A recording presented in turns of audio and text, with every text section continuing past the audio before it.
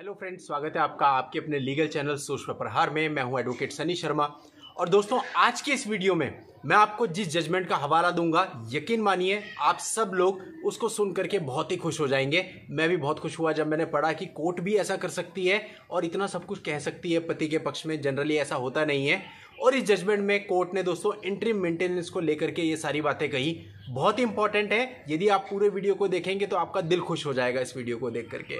तो दोस्तों, आज के इस वीडियो में हम जानेंगे कि एक हस्बैंड को हस्बैंड होने की वजह से कितनी परेशानियों से होकर के गुजरना पड़ता है और उसकी लाइफ किस तरह से स्पॉइल्ड हो जाती है। लेकिन उसके बाद भी कोर्ट ने उन सारी चीजों को समझते हुए हस्बैंड के पक्ष में क्या फैसला दिया और किस तरह की फटकार सामने वाली पार्टी को लगाई। आज पूरी चीज को जानिएगा। और दोस्तों, हर एक व्यक्ति इस वीडियो को देखने के बाद इस जजमेंट को डाउनलोड करके जरूर पढ़ना और अपने अपने मामलों में यूज करना। आपको मेंटेनेंस के मामले में 100% इससे फायदा मिलेगा।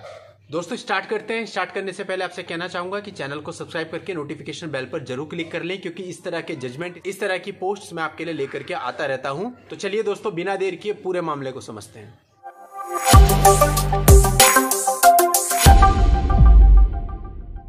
दोस्तों, इस मामले में जो पति था वो एनआरआई था।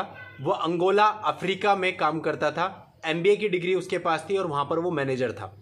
और जो वाइफ थी वो इंडिया में थी। उसने भी एमबीए किया हुआ था और वो इंडिया में एक एमएनसी में काम करती थी।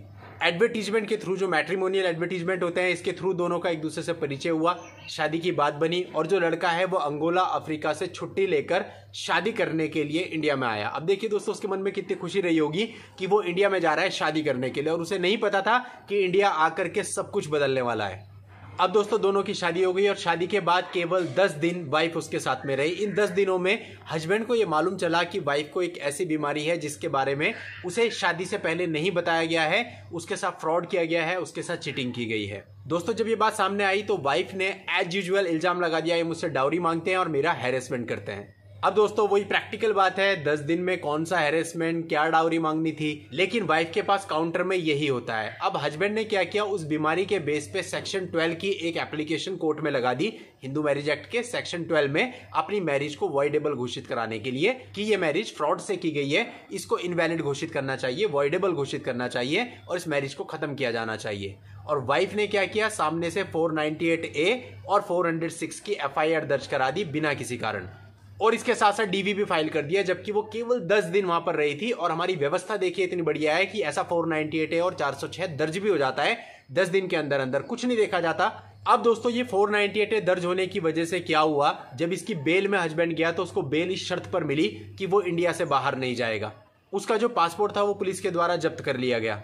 अब दोस्तों, ऐसे में उसकी जो अंगोला में जॉब थी वो जॉब भी चली गई। यानी कुल मिला के हस्बैंड आया था बेचारा यहाँ पर शादी करने और उसके ऊपर दुनिया भर के मुकदमे फाइल हो गए। वो भी क्रिमिनल, वो आरोपी घोषित कर दिया गया। और उस बेचारे की जो जॉब थी, जो कि उसने पता नहीं कितनी परेशानियों के बाद हासिल की होगी, वो जॉब भी खत्म हो गई और वो वापस अंगोला अफ्रीका भी नहीं जा पाया। यानी कि शादी के बाद से वो इंडिया में ही रह रहा है और मुकदमे झेल रहा है।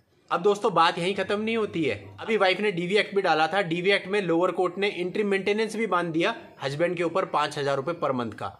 अब हस्बैंड अनएम्प्लॉयड है, जॉब उसकी छूटी पड़ी है, पासपोर्ट सीज है, सारी चीजें कोर्ट की निगाह में है, ऑन रिकॉर्ड है। उसके बाद भी कोर्ट कुछ नहीं देख रही है, वो मेंटेनेंस बांध दे रही है। इसके बाद जो हस्बैंड था वो एडीजे कोर्ट में गया इसकी अपील के लिए और एडीजे साहब ने भी सब कुछ देखते हुए 5,000 रुपए पर मंथ मेंटेनेंस का ऑर्डर कर दिया।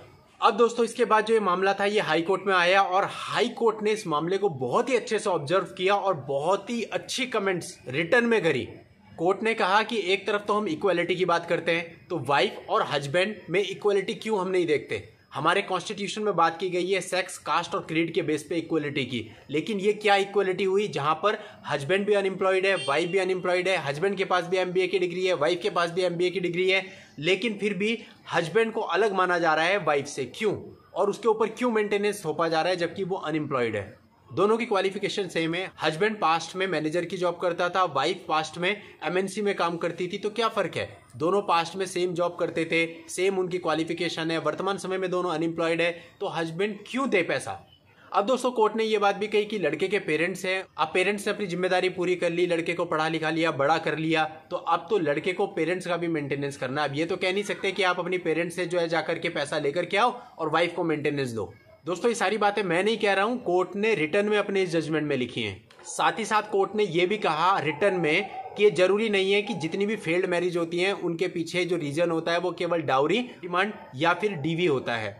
उसके पीछे अन्य अनेक बहुत सारे कारण हो सकते हैं, लेकिन परेशानी ये है कि जो कोर्ट्स है वो इन अन्य कारणों को एडमिट ही नहीं करती हैं। दोस्तों, ये सारी टिप्पणियां हाई कोर्ट ने अपने जजमेंट में करी और ये बोला जो लोअर कोर्ट ने और एडीजे साहब ने सेशन कोर्ट ने ऑर्डर किया है वो गलत किया गया है। इंटरिम का कोई भी ऑर्डर नहीं किया जाना चाहिए था, उस ऑर्डर को हाई कोर्ट ने सेट असाइड कर दिया। अब देखिए दोस्तों, कहा जाता है कि इंटरिम तो आपको देना ही पड़ेगा, मेंटेनेंस आपको देना ही पड़ेगा, लेकिन ऐसा नहीं है।